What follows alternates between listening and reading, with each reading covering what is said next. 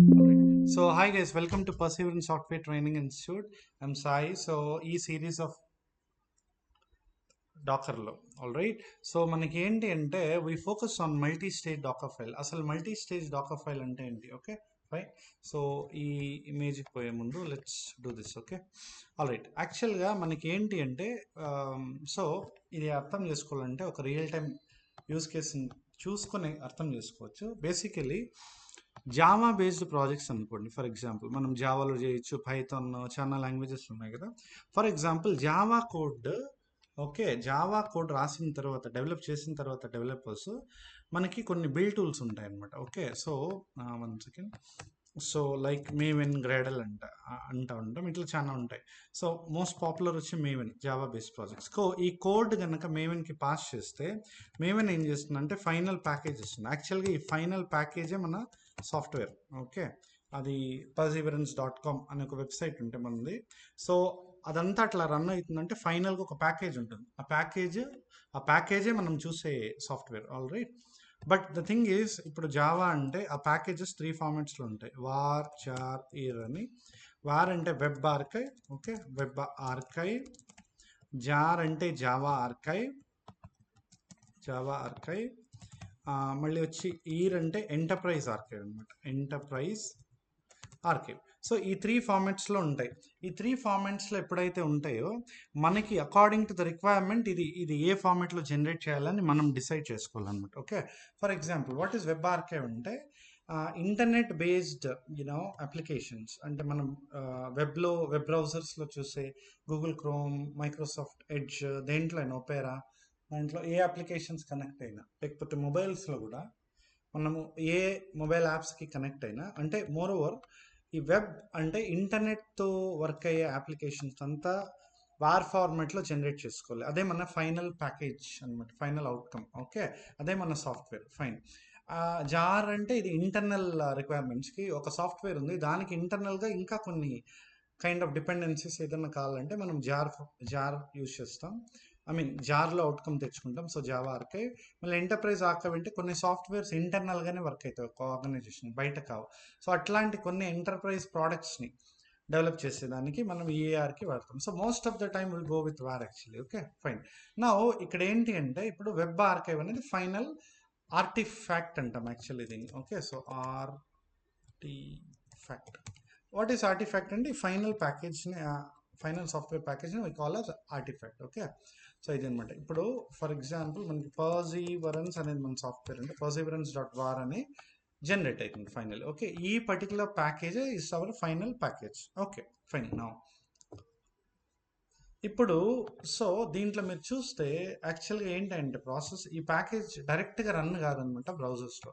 ఈ ప్యాకేజ్ని మనము డిప్లాయ్మెంట్ అనే ప్రాసెస్ చేస్తే వీ డిప్లాయ్ అనే వెబ్ సర్వర్. వెబ్ సర్వర్ అంటే ఏంటి అంటే వెబ్ సర్వర్ అనేది ఏం చేస్తుందంటే వెబ్లో సర్వ్ చేస్తుంది అని అర్థమవుతుంది కదా ఈ టర్మినాలజీ చూస్తే.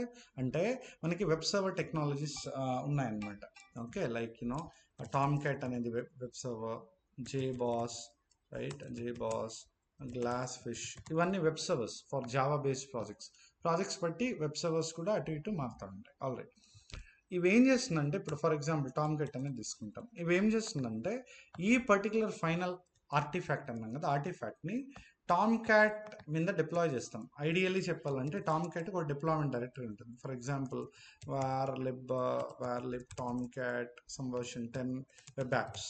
ఈ లోపల ఈ పర్టికులర్ ఆర్టిఫాక్ట్ని డిప్లాయ్ అంటే జస్ట్ ప్లేస్ చేస్తే దిస్ ఇస్ ఫైన్. అంటే ఈ అప్లికేషన్ ఏదైతే ఉందో దీన్ని టామ్ క్యాట్ అనే వెబ్ సర్వర్ ఏం చేస్తుందంటే యూజర్స్ ఎప్పుడైతే బ్రౌజర్ ఓపెన్ చేసి అప్లికేషన్కి బ్రౌజ్ చేస్తారో ఈ సాఫ్ట్వేర్ని సర్వ్ చేస్తుంది. ఎందుకంటే ఈ టామ్ క్యాట్ వెబ్ సర్వర్ పైన ఈ perseverance.var అనే ఫైనల్ అవుట్కమ్ని డిప్లాయ్ చేస్తాం. ఓకే సో నౌ దీన్ని రెండింటిని డిఫరెన్షియేట్ చేస్తే ఇప్పుడు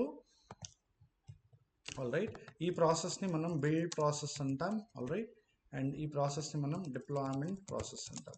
ఓకే సో మనం యాక్చువల్గా ఇంతకుముందు చూసిన సింగిల్ స్టేజ్ డాకర్ ఫైల్లో మనకి ఏమవుతుంది, ఒక సింపుల్ ఆల్రెడీ మనకి ఒక అవుట్కమ్ ఉంది, అవుట్కమ్ ఒకటి ఉంటే అది డైరెక్ట్గా డిప్లాయ్ చేస్తాం on Nginx web server. All right.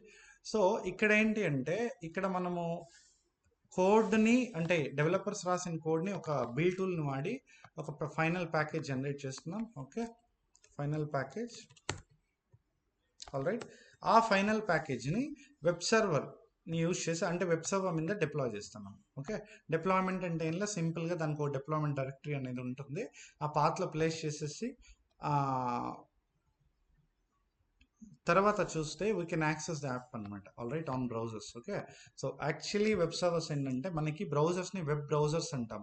మన వెబ్ బ్రౌజర్లో ఆల్ రైట్ ఈ పర్టికులర్ సాఫ్ట్వేర్ ఏదైతే ఉందో ఆ సాఫ్ట్వేర్ ఓపెన్ కావాలంటే ఆ సాఫ్ట్వేర్ని వెబ్ సర్వర్ మీద డిప్లాయ్ చేస్తే ఈ వెబ్ సర్వర్ ఏం చేస్తుంది అంటే వెబ్ బ్రౌజర్లో ఏదైనా ఎవరైనా రిక్వెస్ట్ చేస్తే వెబ్ సర్వర్కి కనెక్ట్ అయ్యి ఆ వెబ్ సర్వర్లో ఉండే యాప్ని సర్వీస్ చేస్తుంది. అందుకే వెబ్ సర్వర్ అంటే ఇంటర్నెట్ బేస్డ్ సర్వీస్ అనేది ఇస్తుంది. All right, fine guys. So ఇప్పుడు 2 ప్రాసెసెస్ ఉన్నాయి, ఇప్పుడు మల్టిపుల్ రిక్వైర్మెంట్స్ ఉన్నాయి కదా.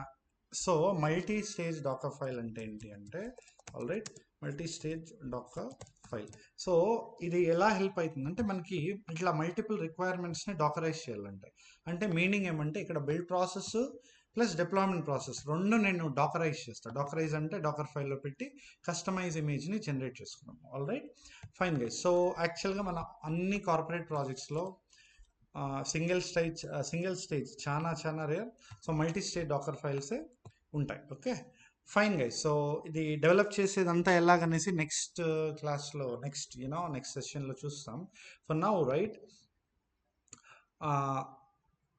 టు హైలైట్ మీకు 2 స్టేజెసే కదా, ఎన్ని స్టేజెస్ కావాలంటే అన్ని స్టేజెస్ ఈ పర్టికులర్ మల్టీ స్టేజ్ డాకర్ ఫైల్లో మనం పెట్టుకోవచ్చు. Okay, all right, fine guys. So if you see here అందుకే multi-stage docker file is a technique used in docker to create more efficient and optimized docker images. It allows you to use multiple from instructions. అంటే బేసికల్గా single స్టేజ్లో చూస్తే single from ఉంటుంది అనమాట, అంతేనా. ఇలా ఒక ఫ్రమ్ మేబీ ఎంజనిక్స్ అట్లా. ఇప్పుడు ఏం చేస్తాము, ఫ్రమ్ ఫర్ ఎగ్జాంపుల్ మన కేసు మేవెన్ అని కొన్ని ఇన్స్ట్రక్షన్స్ రాస్తాం, మళ్ళీ ఇంకో స్టేజ్ తీసుకుంటాం ఫ్రమ్ మేబీ టామ్ క్యాట్ అని కొన్ని ఇన్స్ట్రక్షన్స్. అంటే ఇక్కడ బిల్ ప్రాసెస్ పర్ఫామ్ చేసి ఆ ఆర్టిఫాక్ట్ని second stage of the Docker ఫైల్కి ఇస్తే అంటే టామ్ క్యాట్కి ఇస్తే అది డిప్లాయ్ చేస్తుంది అనమాట. Okay, fine. సో ఇది క్లియర్గా నెక్స్ట్ సెషన్లో చూస్తాం. All right, fine guys. So it allows you to use multiple from instructions within a single Docker file.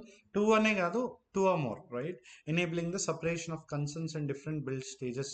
This helps streamline the image building process and results in smaller, more secure and faster containers. All right, fine guys. So yeah, thank you.